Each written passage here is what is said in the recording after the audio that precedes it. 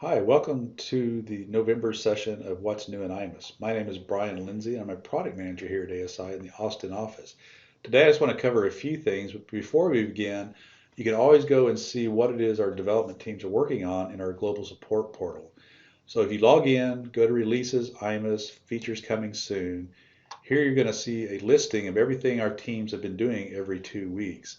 Once you click on that, you'll see a nice video with the developer actually explaining what it is they've worked on. They're actually showing it off, if you will, as well as a listing of the new features. What this is a great preview of what's coming very soon in iMIS. I just wanted to point this out before we begin our November session. So let's just jump right into it. So we've added several things in different areas in November. In Rise, we've added the ability to do some tailoring.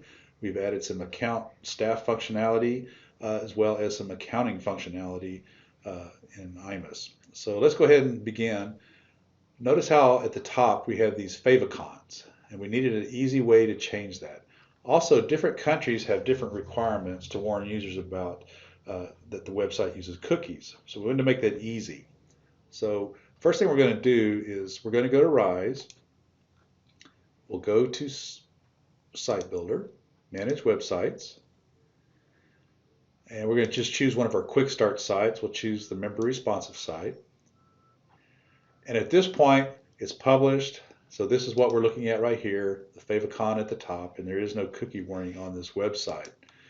So we'll go to our look and feel, and we'll have an ability to add an image to change that favicon.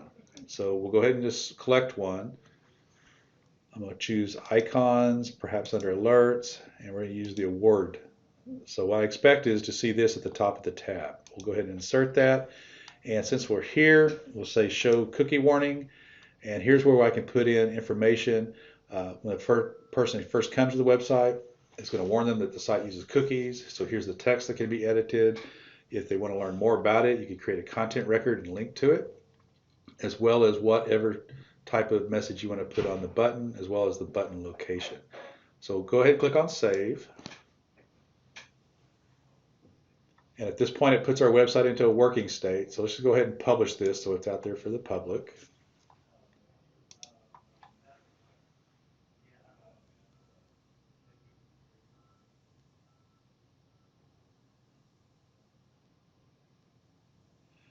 So we're good there. So now let's go look at our member responsive site, and notice how we have the iMIS logo at the top and no warning at the bottom. So I'm just going to go ahead and refresh this page.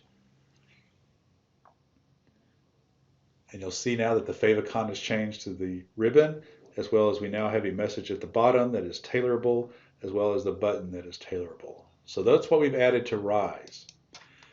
Next, I want to go over and show what we have done on the account pages as a staff user. One of the things that we're asked is, can I do a one-up billing, similar to what I did in the desktop? And the answer is yes. So first of all, I'll just show you what we had in the past. So we'll look at Brody Archer. And Brody's been a member in the past, but it's time for his renewal. And so when we look at his record in the database, it'll say renew now. So that's all fine and well, that's been there in the past. But what we've added is the ability to do a one-up billing for a new user. So I've got a record in here, Mr. Acker, and we'll go ahead and click on that. And since he's not been a member before, he has no paid through date or anything like that. Notice how the button has now switched from renewal to join now. And so iMIS is smart enough to know you put what it is, the criteria it is you want for that button to show. At this point, he can choose what type of membership fees that he wants. We can add to it. Perhaps he wants to join a chapter, finance section, whatever. And of course, I'm as a staff user right now, and we can go ahead and add that to our cart. And at this point, we can proceed with doing whatever else we want to do, or we can check out and pay at this point. So that's join now from the staff account page. Now I want to jump over to events. One of the things we're asked about is waitlisting. So we're moving desktop waitlisting over to the web. And so I just kind of set up an example here, an example event. And so I got my waitlist test event. It's got a very small set of users in it. But this is very similar to how the desktop functionality has worked. At this point, I can see that the event is full. I'm on behalf of John Acker, but John says, you know what? Just put me on the list in case somebody drops off. So sure enough, I can do that. Even though I am warned as a staff user that it's full, once I click on Register John, notice how he is now has the ability to say add to the wait list. Now staff can override that and just register him right out and charge the appropriate fees. But once he's added to the wait list, he has not actually added any fee or charged any fees as of yet. What you'll be seeing coming in future sprints is the ability to manage that wait list. But this is what we've got for November. While we're in events, we've added several new reports. I'm not going to run them all, but just know that on any dashboard, you can run reports. So I'm going to click on a particular wait dashboard. And we've got run reports. What we've added is the ability to run tickets from here with badges and without badges. There's also some other reports under Continuum. So if you go to Continuum, Event Reports, we've added the Event Status Detail Report as well as the Event Status Summary Report. And these are SSRS reports, so they're web friendly. These are the same as the Crystal reports that we had previously in the desktop. Finally, I just want to wrap up on an accounting feature, and that's the GL export. This has been shown before in our 100-200. We've moved the same functionality over to 300, but I just want to show you real quick.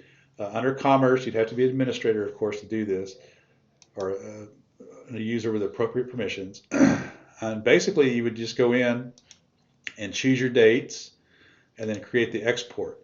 The nice thing about this is it does create a log, so if you need to go back and re-look at it, you can then go in and download it and then open it up again. Currently our export is in a CSV file format as well as a IFF, which is a QuickBooks format. So again, this is the same as it was in 100-200. We've just added that same functionality to iMIS 300. So if we were to open this up in the CSV format, we would see an exciting GL export at this point. So that's all we have for iMIS 300, What's New. If you have any questions, please contact the product owners at advisol.com, and look forward to seeing you next month.